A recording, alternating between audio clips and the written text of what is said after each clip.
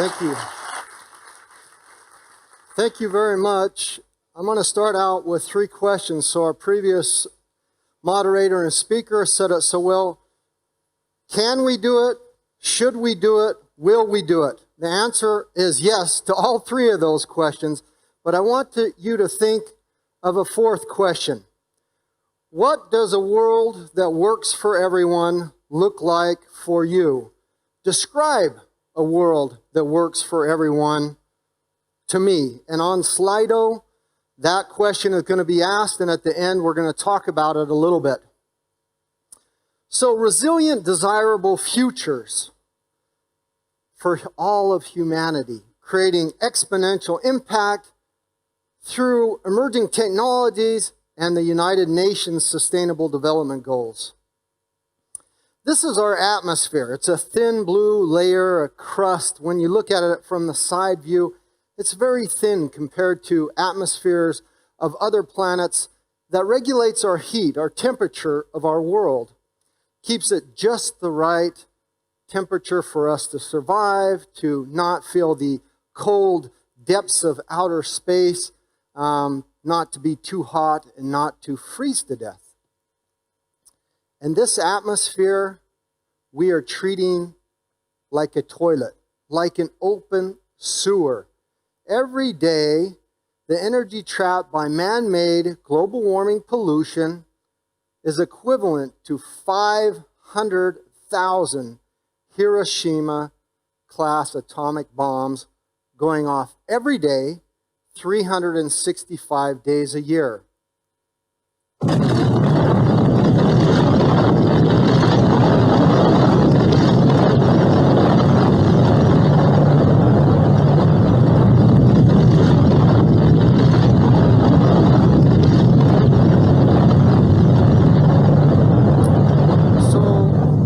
Pretty loud. It started out quiet. I didn't want you to crap your pants or have a heart attack. But that was one Hiroshima-class atomic bomb. Imagine that going off 500,000 times a day. Greenhouse gas emissions are silent. They're invisible. We can't smell them really. How many people have been to India or China or Bangladesh or Bangkok? In those places, it's not the case. I was in India for 3.5 weeks. I didn't see the sun once because there you can see the global greenhouse gas emissions. You can also smell them, and it hits you in the face like you just stepped into the smoking room at the cigar club somewhere. But I believe if we could smell them, if we could hear them, but the time the second one went off, we would all do something about what's going on with our planet. I want to give you this overview effect, or this cosmic perspective of our world. And as a climate speaker, we show the world quite a bit. This is the blue marble. It's the second catalog image of our planet. And mainly it's shown as a climate speaker because we show there's no nations, there are no borders, we're all on the same boat going in the same direction. There's really no place to hide from climate change, right? That's not why I show it to you. Can anybody guess why I'm showing you this image? How do we have this image? We have this image because of emerging technologies, innovation. Had we not gone to the moon, had we not put satellites into space, we wouldn't know what's going on our planet today. The first catalog image of the world, of our planet, was Earthrise.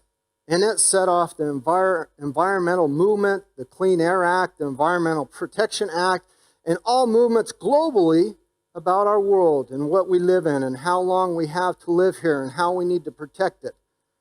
But I show this to you because it's sheer innovation that got us here. And we have up-to-the-date, real-time data, second by second, of what's going on our planet. Sea surface currents, the blue marble data, the biosphere data. We have a soil moisture data. There is millions of data points we're getting every second on our planet. What's going on? It's science, it's math, it's done from satellites. It's not hocus pocus. It's not something we need to debate about. This is the future. It's telling us about our planet, but it is sheer innovation. We have currently thousands of satellites around our planet and in our solar system that are giving us data, potential asteroids or problems, space junk that is going on. We have someone in our audience here who says, save our spaces from all the garbage that we're putting out into space. It's basically the global Earth observation system, a system of systems that lets us know the heartbeat, what's going on our planet. But I want you to be absolutely sure and certain how we got this. It's through emerging technologies and innovation that took us to the moon that made us turn around and look back at our planet, our home, and everyone who saw it had this profound cosmic perspective, this overview effect that changed them to care more about where we live. Now, my friend Elon Musk just was approved in November for the Starlink broadband network. By 2024, he has to launch around 6,000 satellites, almost 6,000 satellites. And by 2027, he has to launch almost 12,000 satellites to make this Starlink broadband network occur. He was approved, and he's already well on the way, if you can see with SpaceX and what he's doing to do this. But what does this mean? It means the rising billions of Peter Diamandis, Ray Kurzweil, and those others that we hear, those people that don't have that smartphone technology in their pocket, the rising billions, the 3+ billion who are going to have this technology in their hand to get data globally, worldwide, with one SIM, to have data and information live and up to date, that our world's going to be disrupted, that those people are going to have truth and information and knowledge and misinformation to make drastic exponential changes on our world. And I want to show you a little video to kind of excite you about innovations. Look at the world in a different way. Rethink. Change your perspective. Ask yourself, how will your business perform and survive in the future? Key players are questioning the status quo. It's brave to make a change. It takes commitment. We need to think differently and adapt to the world we live in. We are here to work with you, to reset objectives and change direction. A shift made easier collaborating with others around the world. Explore, discover, learn. Take the lead. Reinvent positive progress based on growth and resilience. Using resources differently. Basically, moonshot thinking. We're here to talk about exponential and emerging technologies and about moonshot thinking and to change your perspective of how you can play a part. This being innovative and saying, can we do it? Should we do it? Will we do it? And then engineering and innovating around it to solve global grand challenges is moonshot thinking. It's how we change the world and how we can change it for better. Now, I want to tell you a little story about my friend, Dr. Bertrand Piccard. This is at COP24 in Katowice, Poland. That's the climate conference. The one that you're familiar with is COP21, where we had the Paris Agreement. This is COP24 in Katowice, and I went up to Dr. Bertrand Piccard because we've been friends for a while, but he owns a company called Solar Impulse and 1000 Solutions. And for those of you who don't know, he's the first man to fly around the world in a solar airplane. That's Solar Impulse. And he's also the owner of 1000 Solutions, which is a company that comes up with solutions to solve global grand challenges at a very, very large scale. Water, sanitation, renewable energies, emerging technologies. And I went up to him, I said, how was it? How was the trip? You did it, congratulations. And he said, Mark, have you ever ridden in a smart car? Have you ever ridden in an all-electric vehicle? I said, yeah, it's kind of surreal. It's very silent, no engine noise. And he says, imagine that times 100. I'm up in the Solar Impulse plane, and I look off to the wing on the left, and I see these solar panels, these cells. Then I look off to the right, I see the solar cells there. I look back at the cockpit, the instrumentation, these gadgets, my suit. I'm sitting on a toilet, all this instrumentation. I said, I'm in the future. I'm a spaceman. I'm living in the future. This is unreal. And it's so silent. The reason it's silent is because they use the engines and the propellers. They get up to a high altitude, and then they turn them off, and then they do a glide. And during that glide, it's dead silent because they glide down to be energy efficient. And he said, it was surreal. It was so quiet, I couldn't even hear the wind whistling outside. And it was just unreal. But then I came to myself. I snapped to it. I looked back at the instrumentation. He said, no, solar panels have existed for a long time. All this instrumentation has existed, these spacesuits. I'm just the first to put it all together and make it work. I'm living in the now. Everyone else is living in the past. And this is what he said to Ban Ki-moon of the United Nations at the time, who was the General Secretary.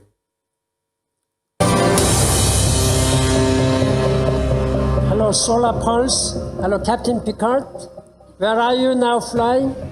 I speak to you from the cockpit of Solar Impulse in the middle of the Pacific, flying on solar power, only, no fuel. You know, Mr. Secretary General, what you are doing today in New York, signing the Paris Climate Agreement, is more than protecting the environment.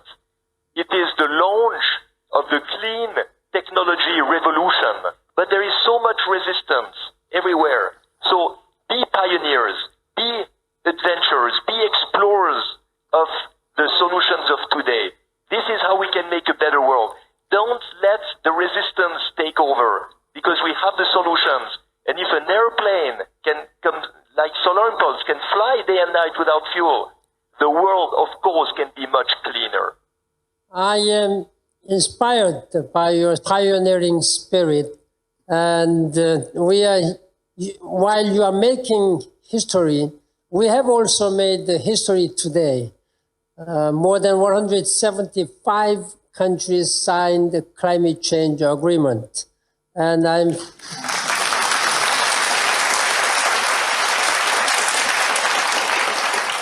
thank you for your leadership and inspiration. And I thank you very much. So, who has a better Ban Ki-moon shot than this? I like to joke a little bit because I talk about moonshots, and Ban Ki-moon just happens to have the right name. This was in Songdo, Korea. I did a workshop at Resilience Frontiers. It was a future workshop beyond 2030 with the United Nations. It's a 3-year program. And Ban Ki-moon and many other delegates and nations participated in this, and it's wonderful. But I want to make it absolutely clear now. I talked about moonshots where we were going to the moon, which started with JFK, and we know how that went out. That was 50 years ago. This year, we're celebrating the 50-year anniversary. But I want you to know that the United Nations Sustainable Development Goals and the Paris Agreement are the world's first ever global moonshot. 175 countries come together, unprecedented, and agree upon one thing: to keep our planet below 1.5 degrees of warming. That's unheard of. I mean, let alone 2 or 3 countries agreeing upon anything in this competitive world is unheard of. But we did it. They ratified it. They signed the agreement, which you just saw here. And that's the global moonshot that we're on now. And there's a way for you as an individual and as a company, as companies, to get on the board with this so that we can realize this and create a desirable future. Now, you all know who this is, I hope. This is Buzz Aldrin, right? What's next to him? He is the man who landed the moon rover or shuttle, I guess what they say, onto the moon, right? And he used the latest technology, the latest innovations, the latest emerging technologies, landed on the moon, and he got back safe to home. He actually took some moon rock with him, and this is the Customs General Declaration form on paper, typewritten and handwritten, that he had to submit for his moon rock. This right here is his travel voucher to be paid for going to the moon, typed, handwritten, filled out, signed, submitted, so he could get paid for going to the moon. Is something messed up with that? The guy used the latest technologies, went to the moon safely, returned. He peed in his suit. He had technologies to eat in space, to breathe in space. And he's coming back and filling out analog forms to get paid, to submit for the moon rock. Do you see the same way that I do, the disparity, the disconnect of these things?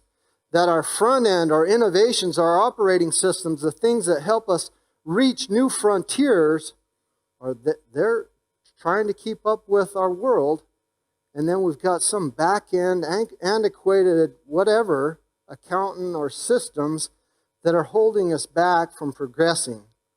I want you to think about that. Humanity gets it wrong all the time, and so Galileo was probably one of the first examples that really hit home. He contradicted the Bible because of his belief in heliocentrism. He said, no, the earth is not the center of our universe, the sun is. And he was placed under house arrest until he died. Many humans, us, get it wrong all the time. We're still discovering and figuring things out, and we're getting it wrong when actually we're getting it right, but because of society, politics, or religion, or things, that we're punished for that. And so I want you to expand your mind and embrace complexity and start to think in a different way, like the video discussed.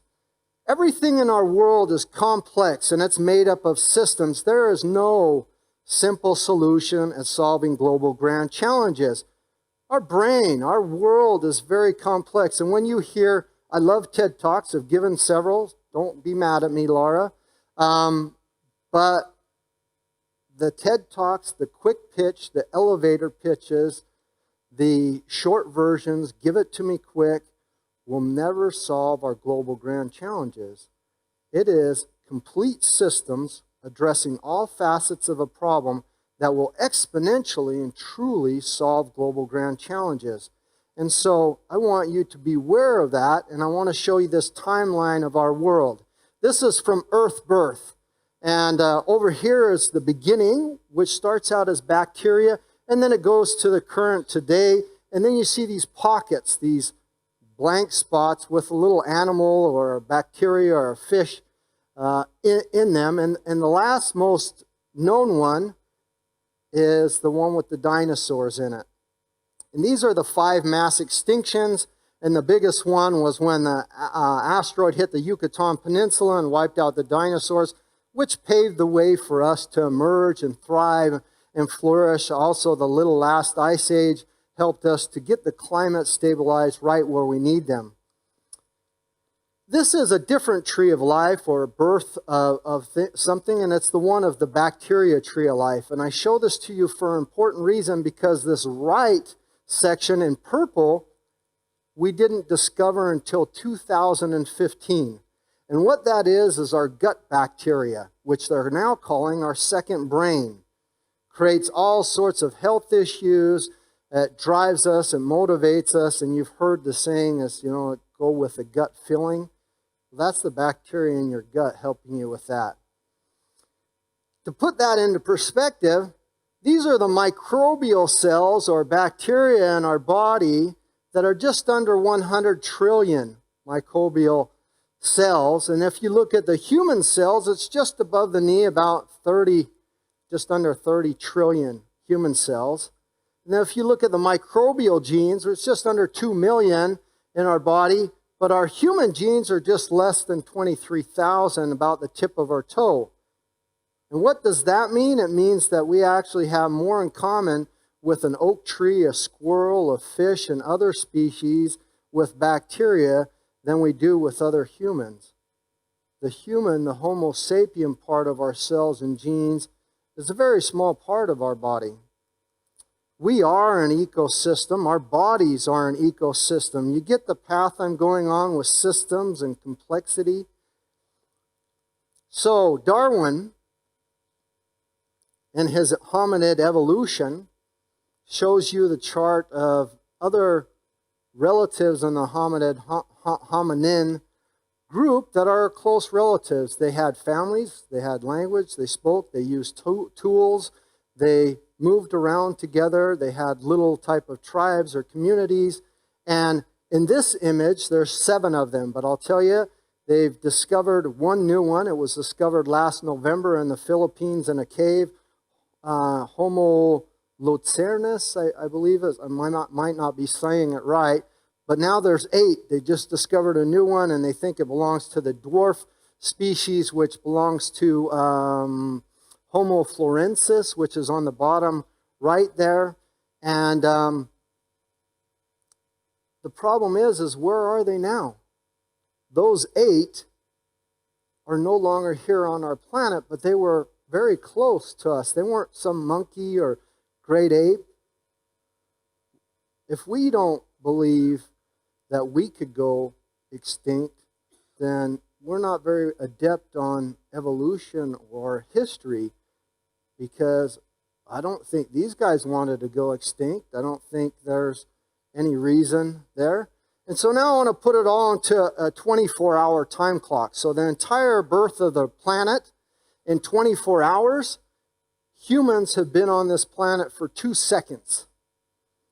So when you say you don't believe in complexity, when you say you don't believe in exponential growth, when you say you don't believe in systems, our whole path on this planet has been nothing but an exponential path. From the moment you were born to today, you've had an exponential growth. You've had exponential bacteria in your body.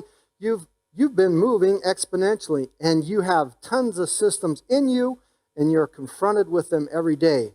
So this simple view of life, give me the short version, the siloed linear or lateral approach, it's not working for humanity anymore. We need to take a systems view of life and approach at solving our grand challenges.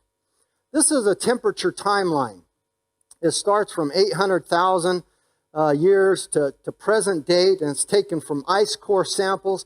And basically, you can see up on the top right, our climate stabilizes. It was after the last little ice age and the asteroid that hit that paved the way for humanity, but it's also the beginning of agriculture. And agriculture was a form of our energy source where we could stay put and produce food, and it's been around for a long time. It's 12,000 years old, and it's the most successful world's economy. It's called an agrarian society. Now, I've lived through many economies and experienced the ones that we've had for since I've been alive, and each of these economies has had what's called a bubble, and I've lived through 4 of these bubbles. How many people have also lived through an economic bubble? What happens when you're in a bubble? Well, it eventually bursts, right? And when it bursts, you get a bailout, but every time they go right back to the same old bubble economic system. A failing, broken, wrong system. And I want you to know that we are bound to go back to agriculture, food, and beverages because it is our most vital energy source. It's how we survive. So in my industry, in my world, I have received a lot of misinformation.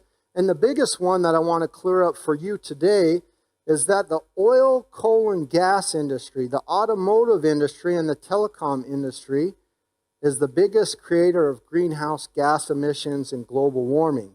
It is absolutely incorrect because agriculture, food, and beverages is the biggest contributor of greenhouse gas emissions and problems that our world is facing today.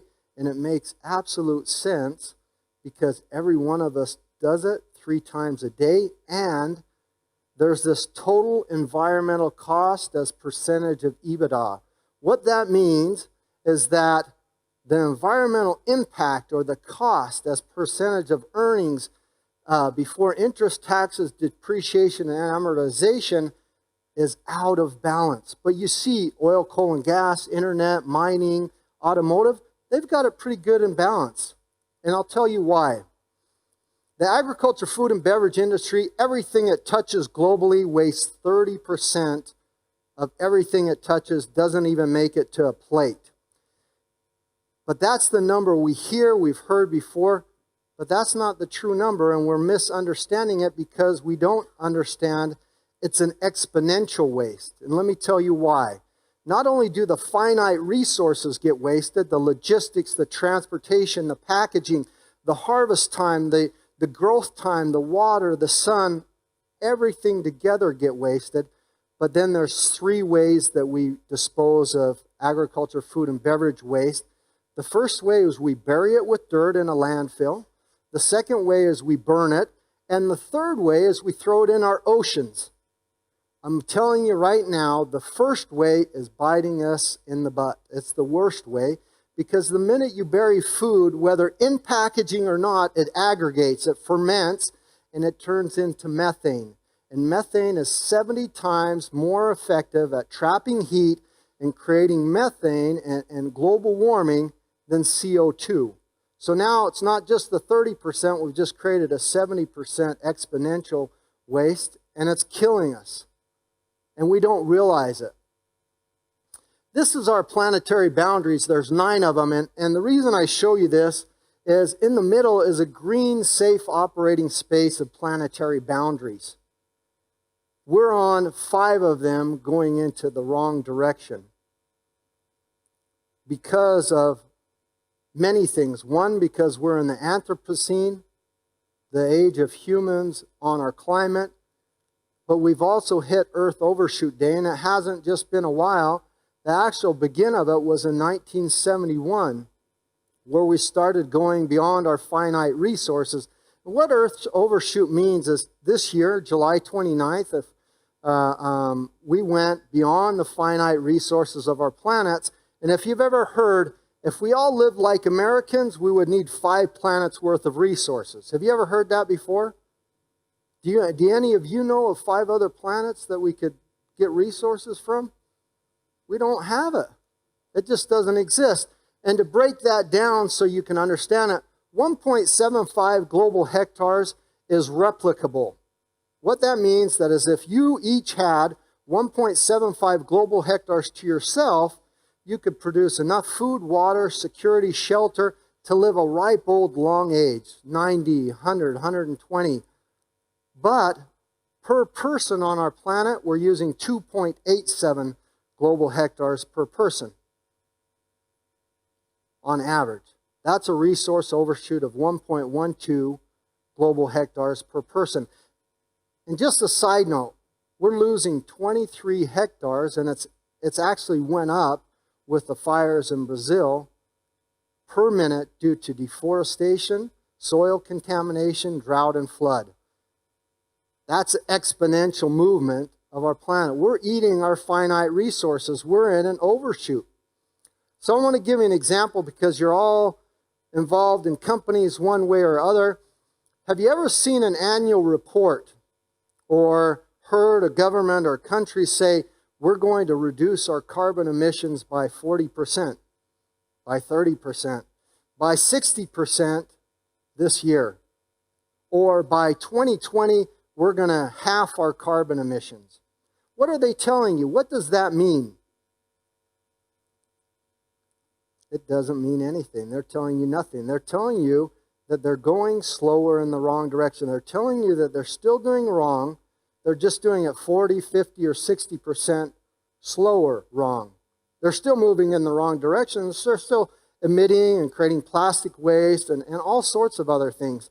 So that number, though sounds great, oh, I appreciate you doing that, you're doing great, it really honestly means nothing, and I'm going to tell you why. And this is the example.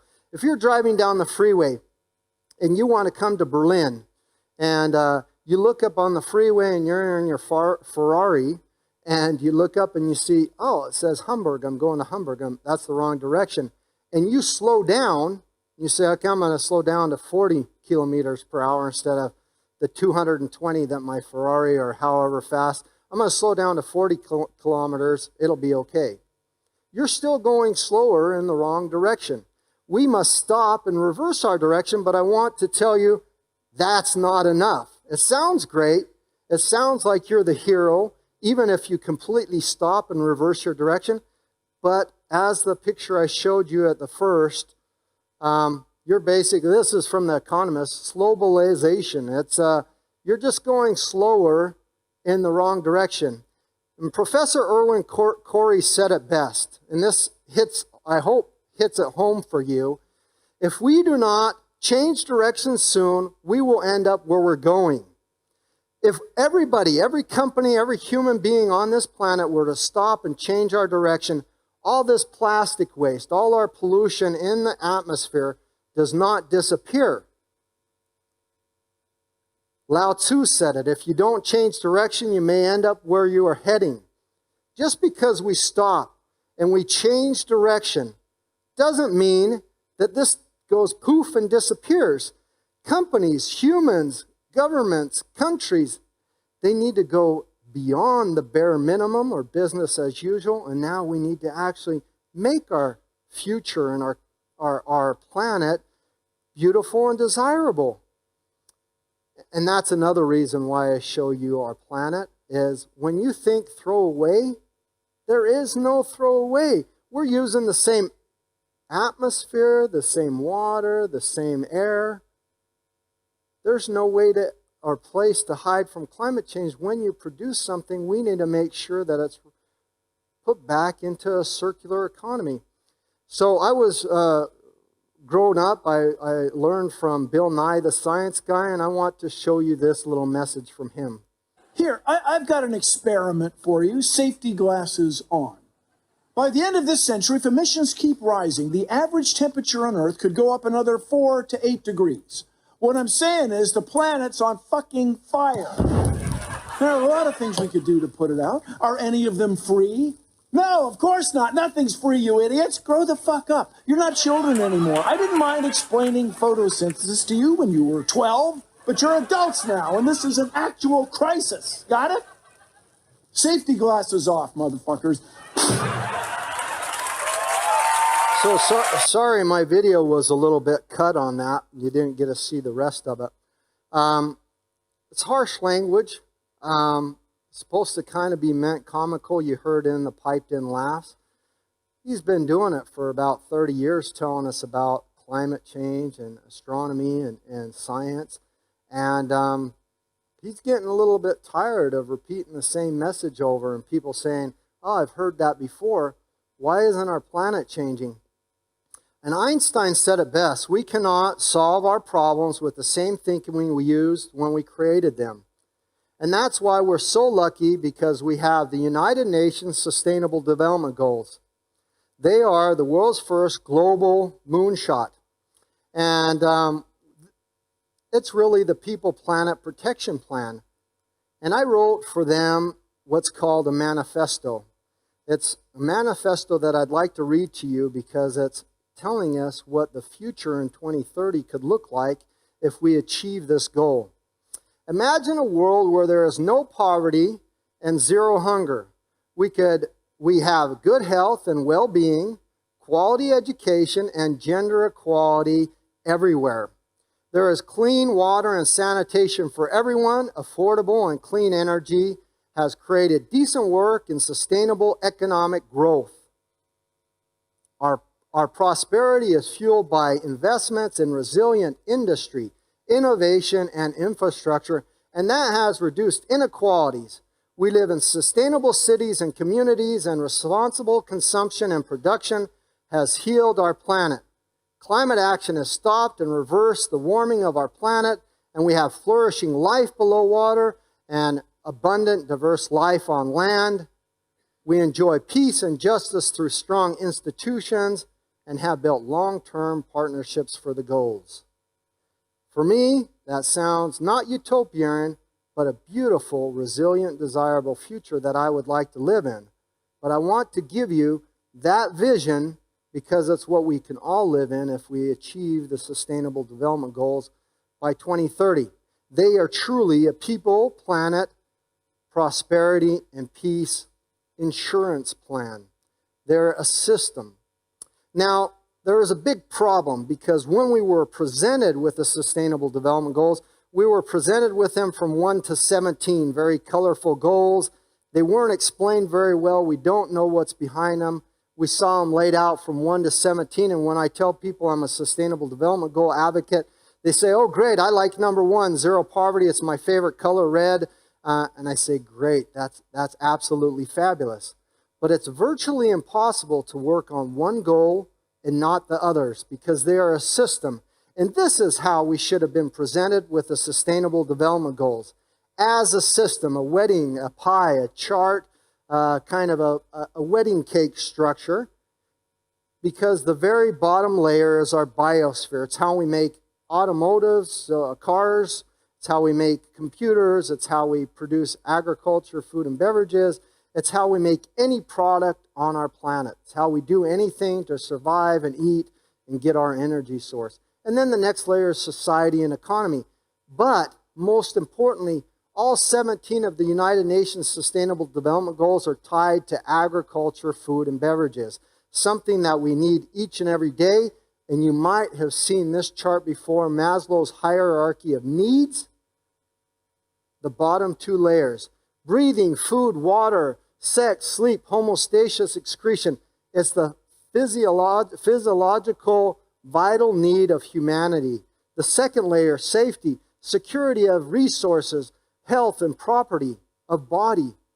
Those are our most vital resources and needs that we need to do anything on this planet. And that's what these are doing for us. It's for us. It's not for some company or government or country. In our world, we have 5 planets on our Earth. We have 5 systems: the atmosphere, the cryosphere, the biosphere, the geosphere, and the hydrosphere. All 5 of these work in harmony. There's not one that controls the other 4. But if one breaks down, like our atmosphere had an ozone layer leak a few years back, we came together and we fixed that. The other 4 try to compensate. Our bodies have 11 systems. Not one of those systems controls the other 10 systems. They all work gooey in harmony. But if you break a bone, if you hurt your muscles, if you have a stomach problem, the others try to compensate to fix and repair and heal you. But they all work in harmony together as a system. In 2018, the United Nations came together with the World Economic Forum, the World Trade Organization, the WHO, and everyone switched to a systems view approach at solving global grand challenges. On the World Economic Forum website, you can go and you can see these transformational maps. You can click on any topic or facet of a system and see what other parts of that system it's linked to in order how to address and solve those problems. This is education, gender, and work. Here's with the Sustainable Development Goals for zero hunger, no poverty. Here's another one for good health and well-being, affordable, clean energy, how they're interrelated to each other. And there's actually tons of tools with the UN and the Global Compact that you can go to find out tons about our goals and about how we're doing on a country level. This is in 2017, and you see Germany has 3 green out of 17 of the goals and is at spot 6 out of 157 countries. You see Italy is 0, United Kingdom is 2 out of 17, and the United States, no big one, is 0 out of 17. Here's the one that just came out this month in 2019, and you see that Germany went from 3 out of 17 to 0. You see Italy came 1 out of 17, so they came up. Norway dropped down, Sweden dropped down. UK and United States are both not doing that well. But it doesn't matter. That's why I show this to you. Not as a competition. It doesn't matter if 5 of these countries all had green in all 17 areas. It just doesn't matter. And the reason why it doesn't matter is that blue marble on the other side, there's no place to hide from climate change. It doesn't matter how good you're doing or how you're not doing. If we don't do it all together and reach it together as the first ever global moonshot, we're not going to do it. And so more than half of all companies kind of ignore the Sustainable Development Goals. And this is the partnership data for the goals. And it goes to 2017 here because they haven't updated the last numbers on the website. And at that, we'd had 3,807 partnerships signed. But you can see the trend moving up. I can tell you that today we're on an exponential growth path. As of this September, we have not only had 87 of the world's billion-dollar corporations sign the agreement on the SDGs, but we're now close to 40,000 partnership agreements, and we've hit that exponential curve of companies that are trying to achieve the Sustainable Development Goals. Well, what does that mean? It means that we're on the path to solving these global grand challenges and coming together. Before I wrap up, I want to just tell you that there's a number behind reaching the Sustainable Development Goals. This comes from the UN website. It's 90 trillion US dollars. That's 6 trillion US dollars a year to overhaul the climate disaster and to reach the Sustainable Development Goals. But what does that astronomical number mean besides 6 trillion a year to reach the goals by 2030? I want to tell you what it means. It means if we do business as usual and do nothing, a high fossil fuel, high carbon scenario, we're going to invest 89 trillion US dollars regardless. What that means is when there's a new, when the building or the car or the infrastructure is dilapidated, we tear it down and we rebuild it using fossil fuels and high carbon way of rebuilding, and just kind of do it when it needs it at the last minute, right? But if we do it the sustainable development way, and we do it now, and we build an infrastructure of resiliency for the future, it'll only cost about 94 trillion more, about 14 to 15 trillion US dollars more, and we have a much longer, better outcome. Just to put that into perspective, this is the US debt in 2017, 20 trillion US dollars. There's more than enough money out there. And actually, besides that, if you invest in the Sustainable Development Goals and you get on board, you actually get a doubling of your return. And most companies are actually seeing more than a doubling on their return in a positive direction, not only socially, but economically. And so we've already hit the exponential climate action roadmap, and you see that with the action going on with Greta and others, but we're using emerging technologies to reach the Sustainable Development Goals, and using blockchain and other new business models to improve all different things which directly address the Sustainable Development Goals. By embracing the global goals, you could generate 12 trillion of new business value each and every year globally as a world.